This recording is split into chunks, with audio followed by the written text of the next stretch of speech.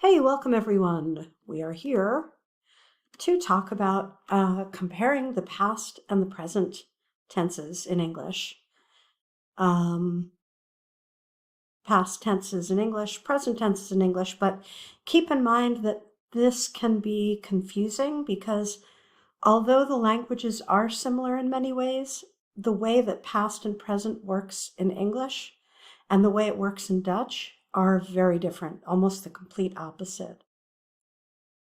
But first, a bit of recap about tense and aspect. Remember this?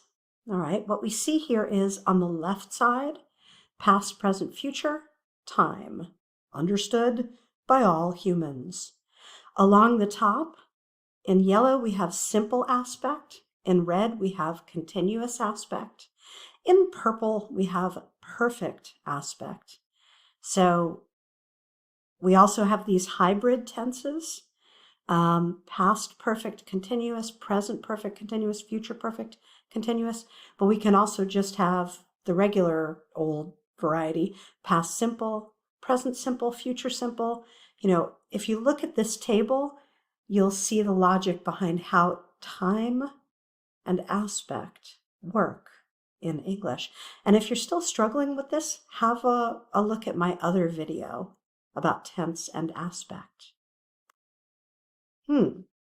Take a moment, talk with a partner, talk to yourself. Match the sentences to the pictures. Which one belongs to which? And then we shall discuss. All right, moving on. Which sentence seems more in the past to you? I ate all the chocolates, or I have eaten all the chocolates. And why do you think this is? Well, spoiler, in English, I ate all the chocolates is a past tense.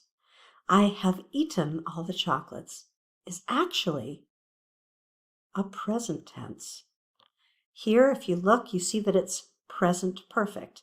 Have plus the Fulltoy Dalevord, the past participle. Have written, have gone, have been, have walked, have seen, have talked, have done, have eaten. Ate is past simple. It's finished, it's done.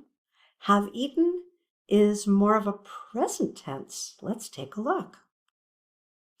Here we see a comparison of these two world travelers. Marco Polo, as we all probably know, Marco Polo was the first person to travel the entire 8,000-kilometer length of the Silk Route, the main trade link between Cathay, China, and the West for over 2,000 years. This all happened back in the 1200s into the 1300s. Marco Polo wrote a book called The Travels of Marco Polo, which gave Europeans their first information about China and the Far East. On the other side of the spectrum, world travelers, we have Tommy Willis. Right now he's in Fiji. He's on a 9-month backpacking trip around Southeast Asia. He flew into Bangkok 5 months ago, and since then, he's been to Vietnam, Hong Kong, South Korea, and Japan. He's looking forward to taking things easy for another week, then setting off again for Australia. Once you've got the travel bug, it becomes very hard to stay in the same place for too long, he said. So Tommy Willis is a backpacker in Asia. What's the basic difference between these two world travelers? I think you see it. Well, let's put it to the test.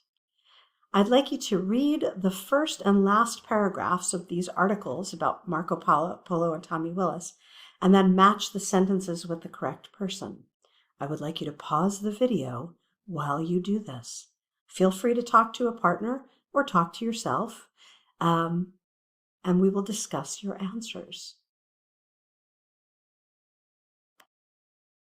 Think as well about how do you know which context requires which tense? What sort of clues are you able to find in the sentences? And I'd also like you to pause the video and try this exercise, where you fill in the verbs that are needed based on what you saw here. Don't go back to the previous bit of the video.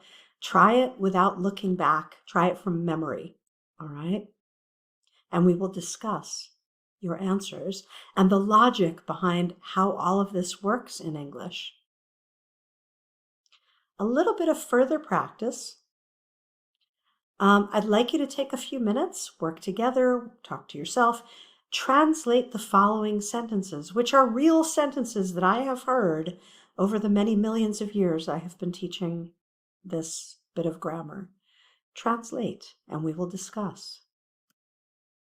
Also, what's wrong with all of these sentences? Correct them. Hint, the same mistake is in every single one of these, and it's a very sort of Dunglish, Staincole kind of mistake. And then we will check your answers and discuss. All right, try those. And then once we've done that, I would like you to try the following. Comparing form, rule, and use in context. We will take some time during class to actually practice this together. So when you are ready, let me know and let's discuss. All right?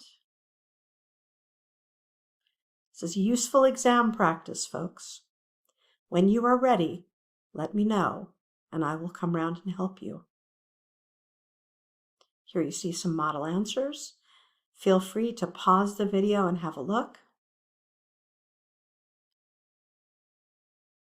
And here's our evaluation of what we have learned.